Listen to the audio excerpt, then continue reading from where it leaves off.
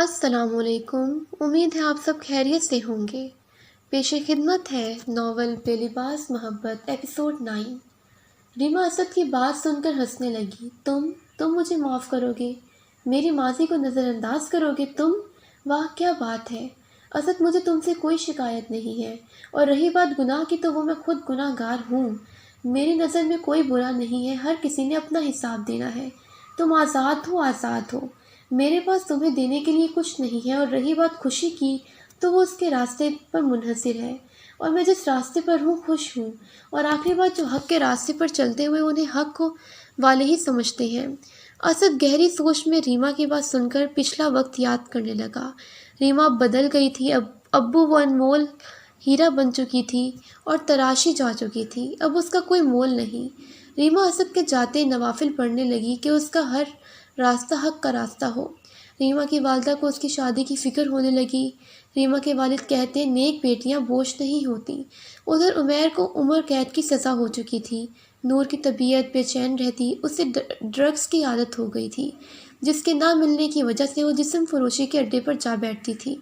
وقت گزرنے کے ساتھ لوگوں نے اسے منہ لگانا چھوڑ دیا، اب وہ بھیک مانگنے پر آ گئی۔ شعبان کا مہینہ چل رہا تھا۔ ایک دن ریما کے والد نے ریما ماما کو کہا کہ انہوں نے فیکٹری کے موجودہ امام صاحب، جو کہ عالم دین ہیں، ابو بکر صاحب کو گھر پر کھانے کی دعوت دی ہے۔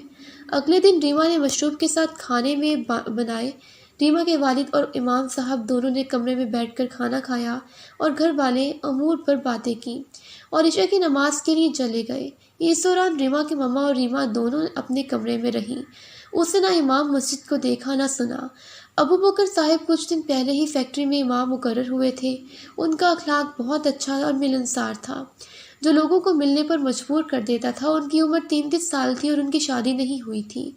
ریما کے والد نے ریما کی ماما سے ابو بکر صاحب کی فیملی کے بارے میں بات کی اور بتایا کہ ابو بکر صاحب کے والد ان کے رشتے کے سلسلے میں گھر آنا چاہتے ہیں، جس کے لیے ریما کی ماما نے حامی بھری اور ریما کو اپنے کمرے میں بلایا اور کہا، بیٹی یہ مت سمجھو کہ تم ہم پہ بوجھ ہو، لیکن اگر تم اجازت دو تو ایک رشتے کی بات کروں۔ ریما نے کہا، بابا کیسی باتیں کر رہے ہیں آپ؟ میرے بڑے ہیں، آپ کہیے جو کہنا چاہتے ہیں۔ ریما کے والد کچھ سوچ میں بولے، بیٹی جو امام صاحب اس دن گھر آئے تھے وہ تم سے شادی کرنا چاہتے ہیں۔ تم پر کوئی زبردستی نہیں، لیکن میں تمہارا فرض ادا کرنا چاہتا ہوں، اور یہ رشتہ تمہارے لیے مجھے معقول لگا ہے۔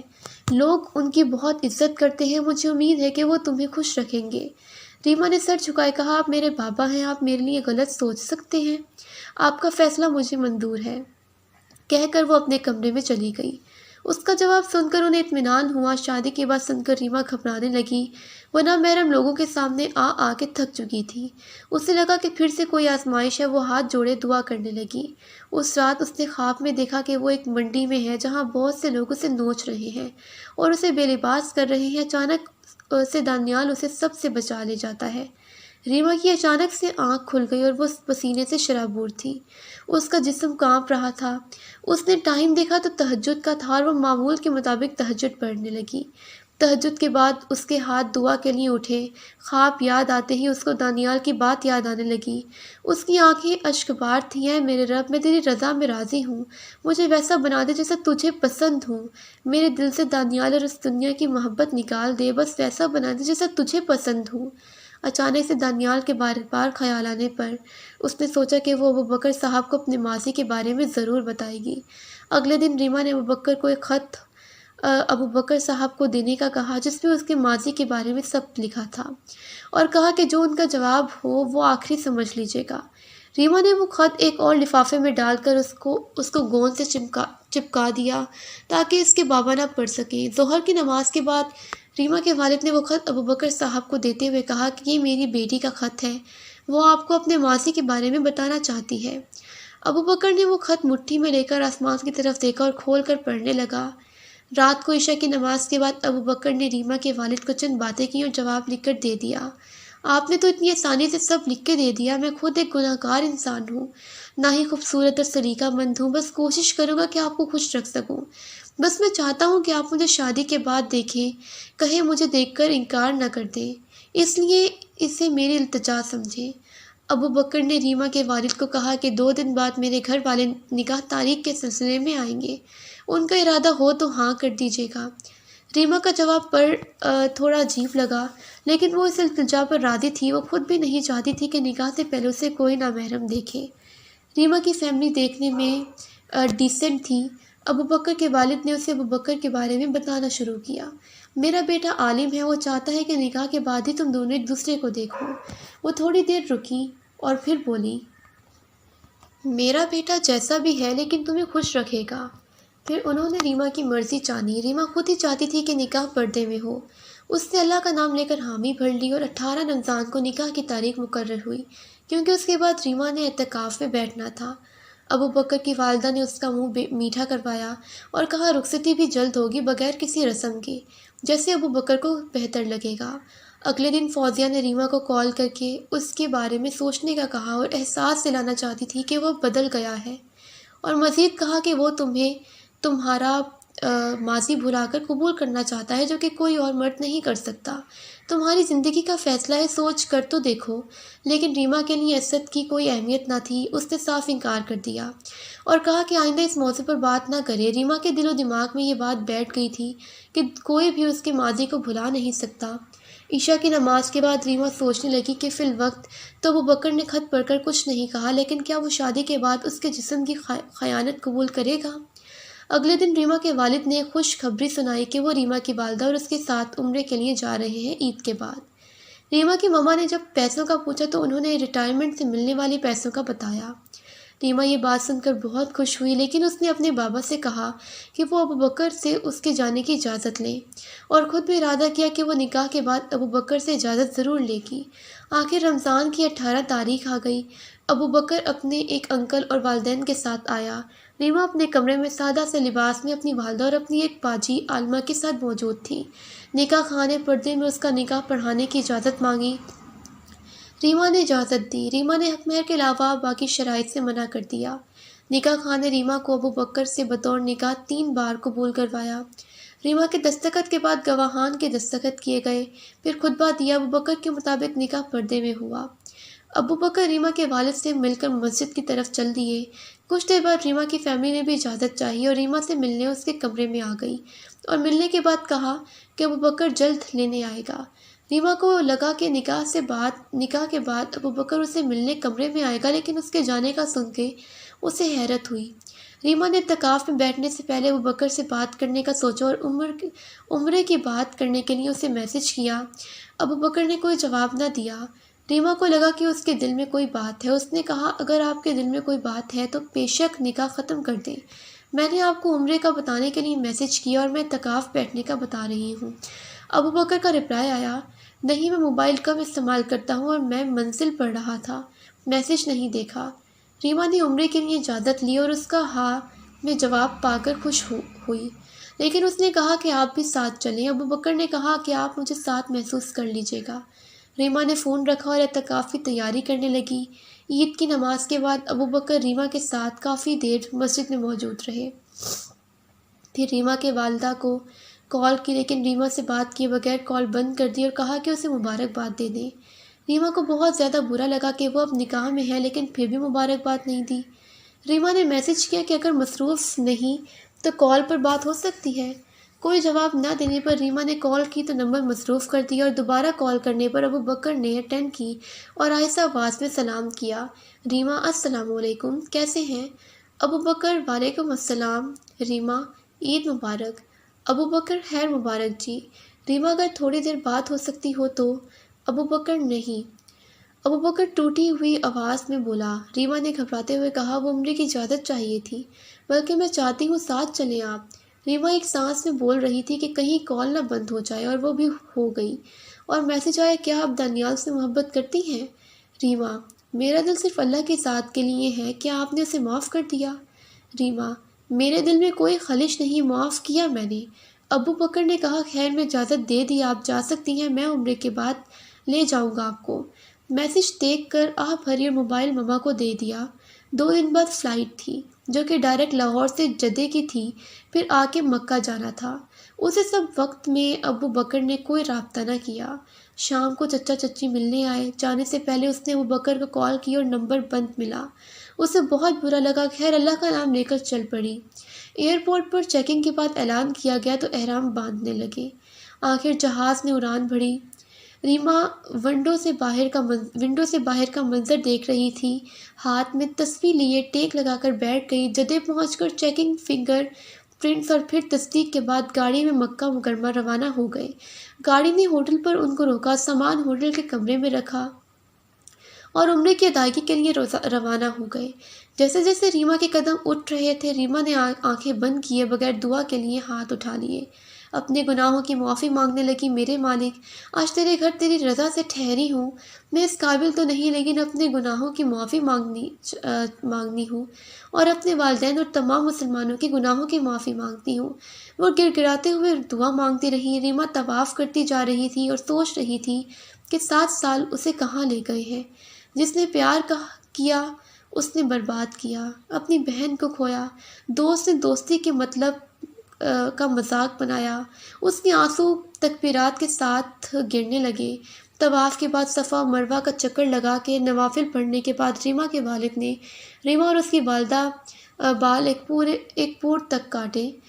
واپس ہوٹل آنے کے بعد فریش ہو کر دوبارہ فجر کی نماز کے لیے حرم روانہ ہو گئے۔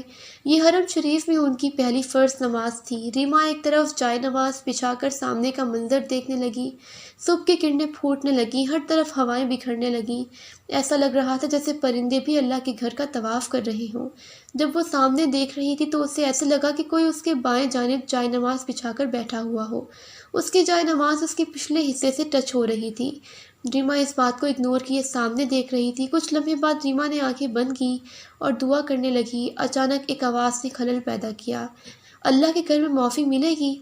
ریما اس آواز کو پہلے ریما حیرت زدہ آنکھوں سے دیکھنے لگی۔ دانیال کے ایک مٹھ کے برابر داڑھی بڑھی ہوئی تھی اور اس کے چہرے میں انٹریکشن تو ویسے ہی تھی، پر اس داڑھی نے اس کے چہرے کو اور حسین کر دیا تھا۔ سر پر رومال باندھا ہوا تھا اور عربی کی طرح ایک سفید جبہ پہنا ہوا تھا۔ ریما اب تک پھٹی آنکھوں سے دیکھ رہی تھی۔ اس کے مائنڈ میں ہزاروں سوال شکوے آنے لگے کہ وہ اچانک یہاں کیسے، وہ بھی اتنے سالوں بعد۔ لیکن پھر ایک خیال آیا، وہ سب ختم کر چکی تھی۔ وہ بن سوال کیے گرتے آنسوؤں کے ساتھ فوراً اٹھی اور جانے لگی۔ اس کا دل چاہ رہا تھا کہ دانیال سے سوال کرے، گلہ کرے، شکوہ کرے، لیکن وہ اب کسی کی امانت تھی اور اس میں وہ خیانت نہیں چاہتی تھی۔ ریما جانے لگی اور اتنا بولی، میرے دل میں کوئی خلش نہیں، خدا را دوبارہ سامنے مت آنا، میں کسی کے نکاح میں ہوں۔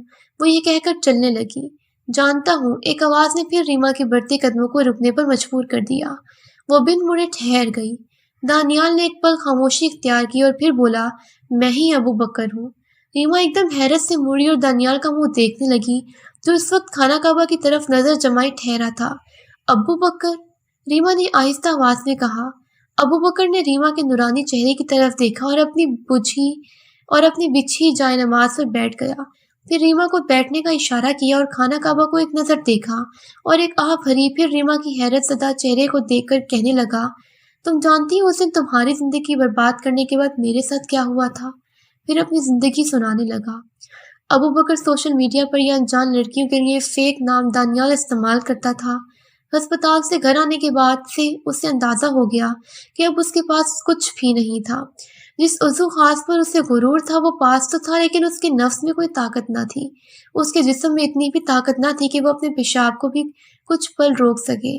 اسے بس ایک احساس ہوتا کہ کچھ آ رہا ہے اور وہ واش روم چلا جاتا، ورنہ کپڑوں میں ہی نکل جاتا۔ وہ جانتا تھا نہ جانے کتنی لڑکیوں کی زندگی خراب کر چکا ہے، خاص کر ریما کی۔ اس نے رہ کر ریما کی بد دعا یاد آتی تھی کہ تم سے اللہ حساب لے گا۔ اس واقعے کے بعد ابو بکر نے اپنے سارے سوشل میڈیا اکاؤنٹس ختم کر دیے، آہستہ آہستہ دوستوں سے بھی دور ہوتا گیا۔ ایکسیڈنٹ میں ویسے ہی اس کے دونوں موبائل جل گئے تھے۔ اس کے بعد اس نے دوبارہ موبائل نہ لیا، بس گھر میں الگ رہنے لگا۔ دوست، لڑکیاں سب ختم کر دیے۔ اس سے خود نفرت سی ہونے لگی، اور نفرت اور شرمندگی بھی اتنا کہ وہ خود کو آئینے میں نہ دیکھتا، اگر دیکھتا تو رونے لگ جاتا۔ ابو بکر کے ابو نے ابو بکر کے علاج کے لیے پاک کے ساتھ باہر ہر جگہ اس کے ٹیسٹ رپورٹس بھجوائے۔ جس نے جو علاج کہا کروایا، کسی نے دعاؤں کا کہا، سب کچھ کروایا، لاکھوں پیسہ پانی کی طرح بہہ دیا، اور कैसे ना बहाते। वो उनका इकलौता बेटा था, लेकिन इलाज लाइलाज था। वक्त के गुजरने के साथ साथ मोहल्ले वाले और रिश्तेदार भी उसे खुसरा तक कहने लगे और मजाक उड़ाने लगे। एक दिन तो हद हो गई। कुछ ट्रांसजेंडर उसके घर आकर अबू बकर के वालिदैन से मुतालबा करने लगे कि उसको उसके साथ भेज दें, लेकिन उसके अबू ने गुस्से के साथ सबको निकाल दिया। अबू बकर इस बात को बर्दाश्त न कर सका। वो अंदर गया और फरनेल की गोली खा ली। कुछ देर बाद जब अबू बकर की अम्मी अंदर गईं तो अबू बकर के मुंह से झाग निकलती देखी और उसकी तड़प हालत देखी तो चिल्ला उठी। अबू बकर के अब्बू ने गाड़ी निकाली और फौरन अस्पताल ले गए। वक्त पर अस्पताल पहुंचने की वजह से अबू बकर की जान बच गई। जैसे अबू बकर को होश आया, अबू बकर की मामा ने अबू बकर के पाँव पर हाथ रख दिए और उसको चूमने लगी और रोते हुए बोली कि बेटा, हमसे कोई गलती हुई जो तुम ऐसा करके हमें सजा दे रहे हो? अगर तुझे कुछ हो जाता तो हम जिंदा रहते। अबू बकर के वालिद ने अबू बकर को प्यार किया और बोले, गलती इंसान से होती है, तकलीफ इंसान का मुकद्दर है, उनसे मुकाबला किया जाता है। ऐसे बुज़दिल नहीं बनते, दुनिया वाले कुछ भी कहें तो आज भी हमारा सहारा है।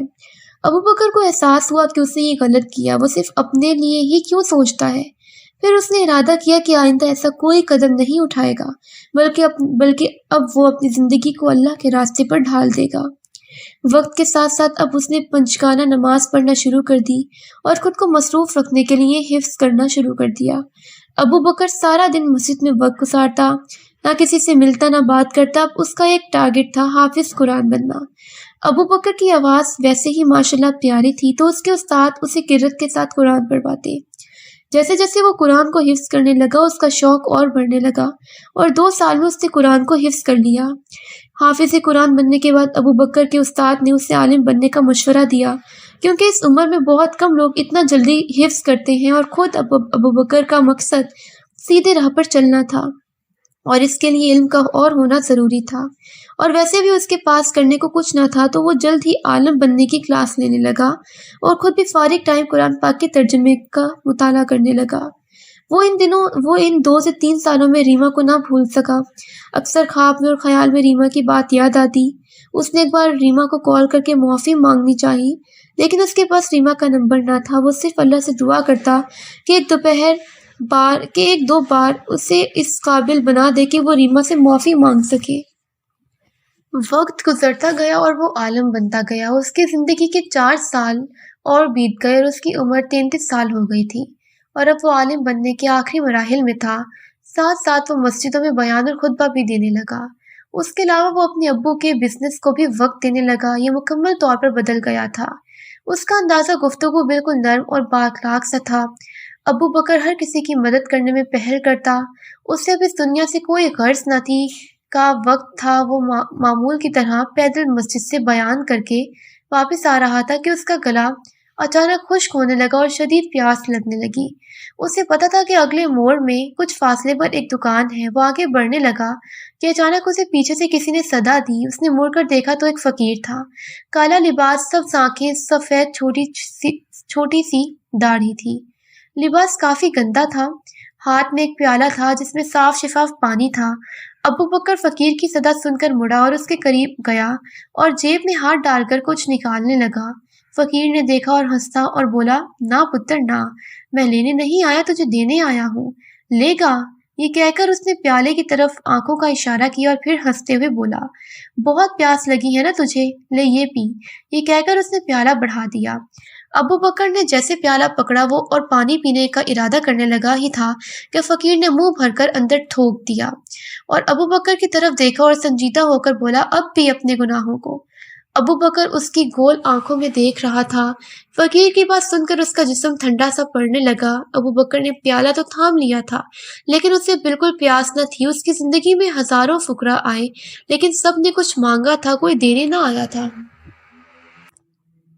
अबू बकर की आंखें नम होने लगीं। वो समझ गया कि वो उस थूक को देखकर अपने गलीज कामों और प्यास को याद करने लगा और आसमान की तरफ देखने लगा और गिरते आंसुओं के साथ दिल में कहने लगा, ए अल्लाह, बस तुम मुझसे राजी हो जा, और बैठकर पानी का प्याला पीने लगा।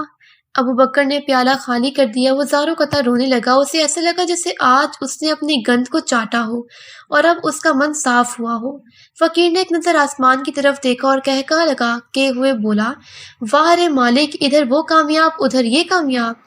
پھر بولا، پھر ابو بکر کے پاس بیٹھا اور اس کے سر پر ہاتھ پھیرا اور بولا، پتر میں کو مارنا بڑا اوکھا ہے، تو اس امتحان میں پاس ہے۔ ابو بکر روتے ہوئے فقیر کے گلے لگ گیا اور بولا، بابا میں بہت برا ہوں، میری میل ختم ہی نہیں ہوتی۔ فقیر نے ایک آہ بھری اور بولا، پتر امتحان تے ابھی اور بھی باقی ہے۔ وہ اس کے چہرے کو دیکھتے ہوئے پھر بولا، اچھا کیا چاہتا ہے تو؟ ابو بکر نے چہرے کو صاف کیا اور ایک لمبا سانس لیا، پھر ایک مسکرا کر بولا، بابا رب کو منانا ہے۔ فقیر نے فوراً جواب دیا، تو اس کے بندے کو منا۔ پھر کہا، راستہ تیرے پاس ہے، بس پہچاننا تجھے خود ہے۔ یہ کہہ کر فقیر اٹھا اور ساتھ ابو بکر کا بھی اٹھایا اور اس کا ہاتھ پکڑے، اس کے چہرے پر پھونک ماری اور بولا، جا تیری روگ دور کر دیا، جا جا اب چلا جا بابا۔ دوسری طرف چل دیا اور ابو بکر دوسری طرف۔ کچھ قدم آگے جا کر ابو بکر نے پیچھے دیکھا، وہ وہاں کوئی نہیں تھا۔ وہ حیران ہوا، پیچھے کی طرف آیا، بھاگا، ادھر ادھر دیکھا، لیکن دور دور تک وہاں کوئی نہ تھا۔ گھر پہنچتے ہی ابو بکر کو تیز بخار کے ساتھ ناف والی جگہ پر تیز شدید درد ہونے لگا، اتنا شدید کہ وہ بے ہوش ہونے لگا۔ ابو بکر کے ابو اسے فوراً ڈاکٹر کے پاس لے گئے۔ ڈاکٹر نے ٹیسٹ چیک کر کے یورولوجسٹ سے کنسرن کیا۔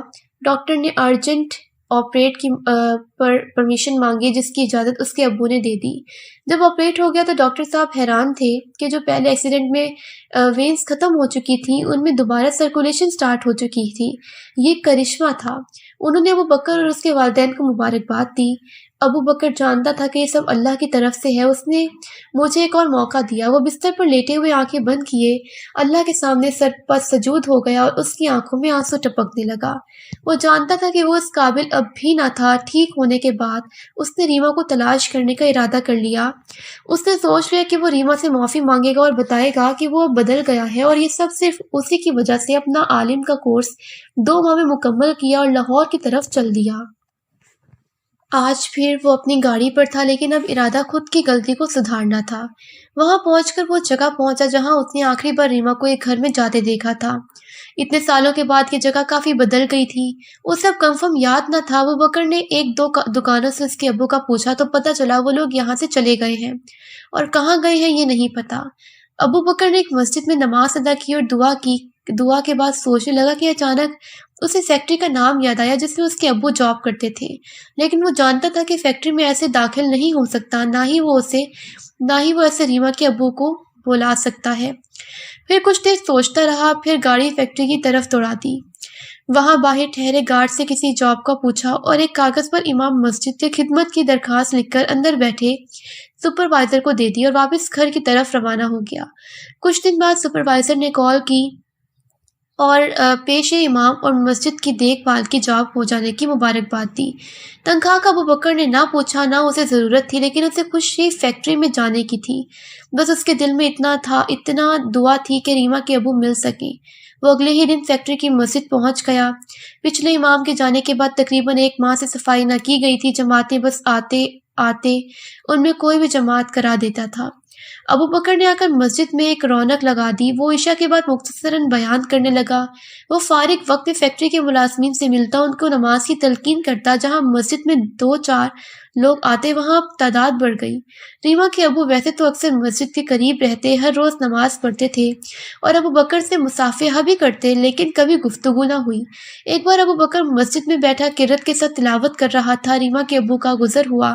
ابو بکر کی قرت نے انہیں میسج کی مسجد کی طرف رجوع کر دیا۔ وہ وہاں جا کر بیٹھ گئی۔ رکوع کے بعد ابو بکر نے ایک مسکراہٹ سے سلام کیا اور گفتگو شروع کی۔ ریما کے ابو کو ابو بکر سے بات کرتے اچھا لگا اور باتوں ہی باتوں میں دل کا حال دینے لگا، لیکن باتیں سننے کے بعد ابو بکر کو اندازہ ہونے لگا کہ یہ ریما کے ابو ہیں اور ریما کی بات کر رہے ہیں۔ لیکن ابو بکر نے ریما کی شادی کا نہ پوچھا۔ اس کی آنکھوں آنسو بہنے لگے اور وہ دونوں ہاتھوں سے ریما کے ابو کے پاس پاؤں پکڑ کر زاروں قطع رونے لگا۔ ریما کے ابو یہ دیکھ کر حیران رہ گئے۔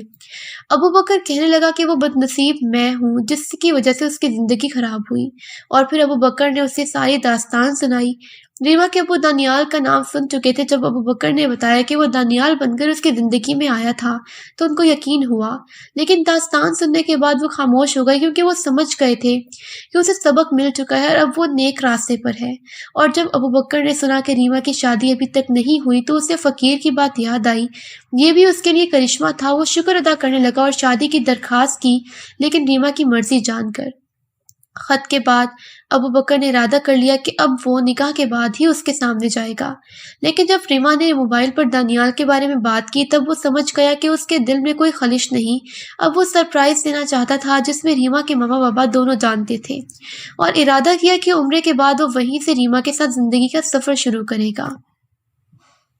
अबू बकर ने ही सबकी उम्र और होटल रूम का बंदोबस्त किया था। उसका अपना कमरा भी उसी ही होटल में बुक था जहां उनका बुक किया था, और वो खुद एक दिन पहले आया था। रीमा को अब तक यकीन ना आ रहा था, लेकिन वो उस चेहरे को ऐसा बदला हुआ देखकर मुतमईन थी। अब उसके दिल में सुकून सा था जैसे आज उसे अपनी मंजिल मिली हो। वो अबू बकर की आंखों को अपनी आंखों से साफ करने लगी। जैसे ही रीमा के हाथ अबू बकर के चेहरे से लगा, दोनों को एक हकीकी मोहब्बत का एहसास हुआ। अबू बकर ने रीमा के दोनों हाथों को थामा और रोती आवाज में कहा, मैं खुद को कभी माफ नहीं कर पाता अगर तुम मुझे न मिलती। रीमा को एक इत्मीनान सा था। वो अल्लाह का शुक्र अदा करने लगी। अबू बकर ने रीमा का हाथ थामा और तवाफ करने के लिए नीचे ले आया, और दोनों तवाफ करने लगे। फिर दोनों ने शुक्राने के नफिल अदा किए और इस जगह चल दिए जहाँ रीमा के वालिदैन थे। ईशा के बाद अबू बकर ने रीमा अपने साथ जाने की इजाजत चाही। जैसे ही उसके मामा बाबा ने इनकार ना किया, अबू बकर ने अपना कमरा नफीस सा डेकोरेट कर रखा था। रीमा के पास दुल्हन का ड्रेस तो न था, लेकिन उसके चेहरे पर जो सुकून था वो उसकी खूबसूरती को निखार रहा था। रीमा अबू बकर के साथ रूम में आ रही थी। वो अपनी उसी मंजिल पर बहुत खुश थी कि अल्लाह ने उसी इंसान को बदल कर उसका नसीब बनाया जिसकी वो तमन्ना भी न कर सकती थी। वो जान गई कि बेशक वो बेहतरीन देने वाला है। वो अल्हम्दुलिल्लाह कहते हुए कदम उठा रही थी और अबू बकर के साथ अपनी ज़िवाजी ज़िंदगी की शुरुआत के लिए तैयार थी। तो नाज़रीन, फिर मिलते हैं एक नए नॉवल के साथ। तब तक के लिए अल्लाह हाफ़िज़।